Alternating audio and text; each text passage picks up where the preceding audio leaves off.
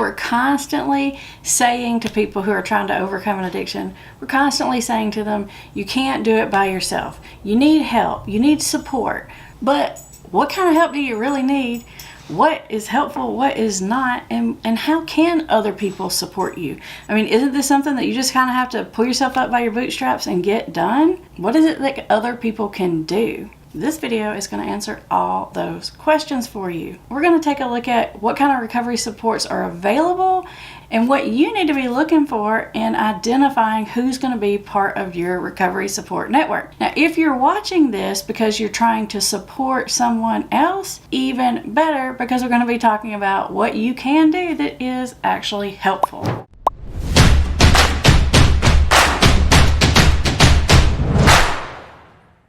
For those of you who are new here, welcome to Put the Shovel Down. I'm Amber Hollingsworth, and this YouTube channel is all about helping you understand the science and psychology of addiction so you can get your life and your family back on track, get out there and live the life that you want to live. Now, in this video, we're going to talk about how individual people can support your recovery in an actually helpful sort of way. Now, naturally, there are other recovery supports out there like treatment programs and treatment centers and detox centers. But we're talking about on an individual basis, what do you need from the people around you? Now, I think there are actually 5 sort of categories of things that you need in a support network. Now, you're probably not going to find any one person that can do all of these, which is why you're going to need a few different people in your life that serve a few different functions. Now, one of the things that you need is you need a really good sounding board. You need somebody you can bounce your thoughts off of, right? Somebody can help you sort through stressors and think through problems, and that you can talk to freely without feeling judged. Now, the person who does this for you is going to have a couple of unique characteristics. First and foremost, you're going to have to see this person as wise. Like, you need to be able to trust this person's judgment. You need to sort of respect their thoughts and ideas on things so that when they give you feedback or advice, or they're helping you solve problems, you actually trust their opinion. But you also need to feel safe with this person, which means you need to feel like this person understands you and isn't judging you. Because if you don't feel safe and you're worried about being judged, then you're probably not going to share everything with them. So not going to be a very good sounding board if you're not giving them all the information. Now, another thing that you need in your recovery support system is you need a system of accountability. This is a really big important factor in early recovery. Who is it that's going to hold you accountable? Who is it that's going to check in with you? Who is it that's going to call you out if you're not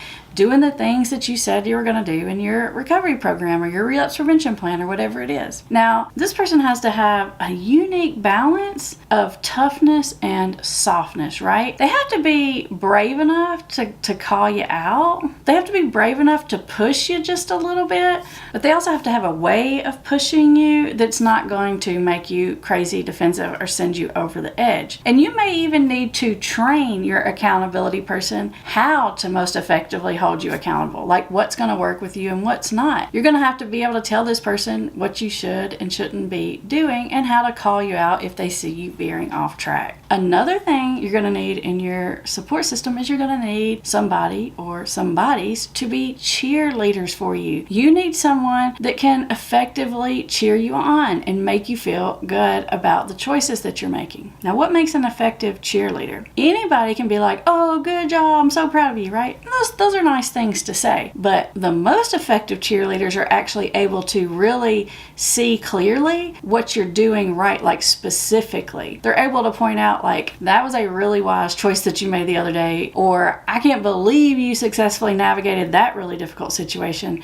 The reason why that makes someone a more effective cheerleader is because it's more objective and it's more believable and it's more specific. So who do you have in your support structure that's generally a positive person and they can see the good parts of people and the good things that you're doing? Because it's really helpful to have that person that can point out the good choices that you're making and the progress that they're seeing. Another role to think about as far as having in your recovery support system is you need like a person that can run interference for you. Like if you have to go to a social event that's going to be particularly high risk, you need someone that you can kind of give the secret look to or the secret code to, and they know how to get you out of a situation, or they know how to certain person away away from you that you don't want to have to deal with. This is like your recovery wingman. Now, the recovery wingman, they have to know enough about what's going on, and it's usually kind of helpful in a recovery wingman that they sort of are in your social circles. So they're a person that could show up with you at the family function or the work function or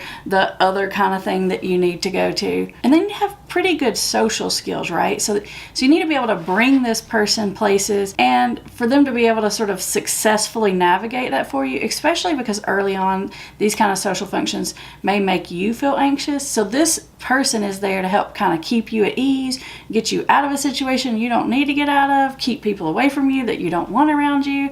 This is your wingman, so pick them carefully. Even better, have a few of them. Now, there's another role that you need, which is very important, and this role I'm going to call the truth teller. This is the call you out person. This is the person that's going to be able to help you see maybe where your blind spots are, right? It can be slightly different than the accountability person. This is the person that's going to help you see if your thinking is wrong, right? If maybe you're making a bad decision. This is a really important role because when it comes to addiction, you can't always trust your own thought processes, and the addiction will lie to you and it will for sure lead you astray. You need this truth-telling person to kind of be your eyes and ears and look out for you, right? But this is a really hard role to be in because it's kind of like the bad cop role, right? And so you got to have the right person to do this.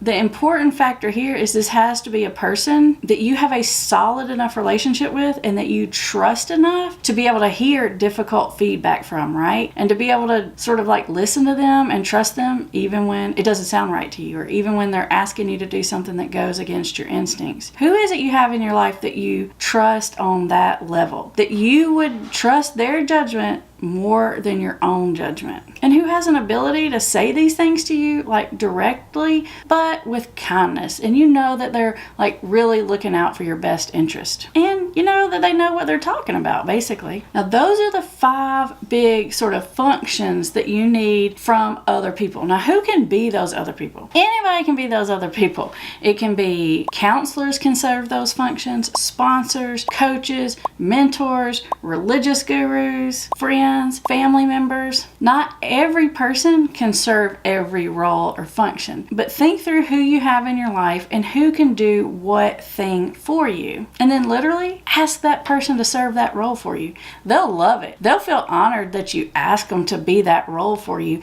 And it's just so much better for that person that gets asked because they want to support you and they want to help you, but they probably feel a little awkward about it and they don't want to do the wrong thing and they don't want you to feel like they're being intrusive and they don't know what to do that's helpful. So if you can go up to someone and say, hey, can you be my sounding board? Hey, can you be my recovery wingman? I'm telling you, they will feel great about it, but you may need to give them a little training on what all's involved in that particular function or how to say things to you in the right way or what to watch out for you because you know where you can be sneaky. So you got to give them a little training. I'm not talking about some kind of 6 weeks orientation. You just got to talk to them a little bit. Even if you have a counselor, this person is trained on how to help you, you still have to guide that counselor on what specific things are helpful for you and what's not. One of the questions I ask new clients within the first 10 minutes usually is like what they've done in the past, what's been helpful and what's not helpful. Because I'll say, go ahead and tell me right now what's not helpful and we'll skip it, right? Because even as a counselor, yes, I'm trained on how to help people, but you know you the best. You know how you're going to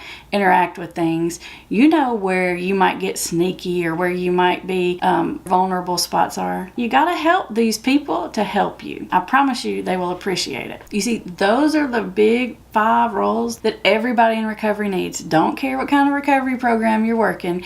These are flexible roles. You can get them met by different people in your life. Everybody needs that. Now, you may also need a more specialized type of help. Now, when I say specialized type of help, what I'm generally referring to is if you know that part of your recovery needs to involve digging through past childhood trauma or dealing with ongoing difficult mental health issues, this is where you may need like a specially trained person that's going to be able to sort of get into those deeper, more difficult areas that maybe your friend can't or maybe even your sponsor can't. If you've got some of that kind of stuff that needs to be dealt with, then you're probably going to need a professionally trained person like psychologist, psychologist or a counselor, like a therapist. Now, if you know that you need this kind of support and you don't already have a counselor, then I want to suggest looking into BetterHelp. BetterHelp is an online counseling program. Yes, these are real counselors, real licensed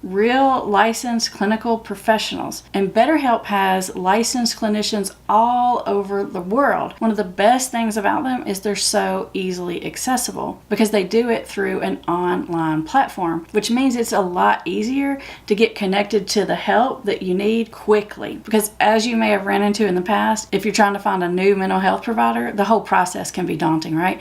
Like you got to make all these phone calls and then they tell you they're not accepting patients, or they don't call you back, or they get you an appointment but it's going to be, like 7 weeks out from now, right? There's a lot of difficulty that you can run into trying to find a qualified mental health professional. This is you and you need somebody to help you. I'm telling you, look into BetterHelp. They're going to match you up quickly. You can go onto their website anytime, day or night, and begin the process. They can match you up with a counselor.